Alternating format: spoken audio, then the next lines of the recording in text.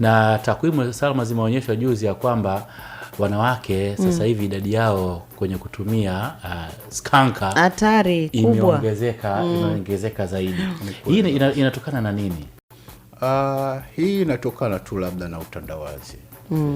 Utandawazi, lakini wakati mwingine asilimia kubwa ya wanawake wanajiingiza katika matumizi ya dawa za kulevya ni kwa sababu ya mahusiano. Na unajua kundi kubwa la watumiaji wa dawa za kulevya ni wanaume kuliko wanawake.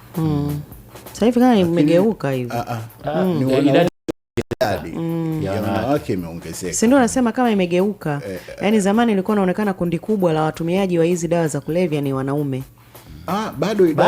Bado idadi ya wanaume ni kubwa zaidi. Sema idadi ya wanawake imeongezeka. Okay. Sasa hivi katika dunia, sio Tanzania tu, katika dunia idadi ya watumiaji wa bangi imeongezeka. Na ni kwa sababu gani imeongezeka? Ni kwa sababu kuna baadhi ya nchi ambazo wameruhusu bangi. Hizo ni sheria na taratibu zao wao walivyopanga, lakini katika namna ya kuweza control, lakini katika namna ya kuweza kupunguza THC wao wenyewe wanafahamu wanatumia mifumo gani. Mimi naizungumzia Tanzania yangu kwamba bangi haijathibitishwa kisheria. Lakini tunaona katika dawa ya kulevya yenye watumiaji wengi duniani ni bangi. Kwa idadi inavyozidi kuweza kuongezeka, na umezungumzia swala la mahusiano hapo. Hawa watu sio kwamba wako peke yao, wao wana watu wao.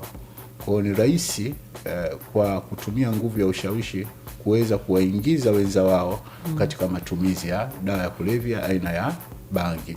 Na bangi ambayo sasa hivi ambayo inakuwa inatumika sana ni ile skanka ambayo inatokea South Africa. Kwa hiyo tunaona kama hawa watu wana wenza wao, ni rahisi kuweza kuwashawishi wenza wao, kuwarubuni wenza wao kuweza kujiingiza katika matumizi ya bangi ili waende sawa. Kwa hiyo idadi ya wanawake nayo inazidi kuweza kufanyaje kuongezeka siku baada ya siku. Good morning. Habari za asubuhi.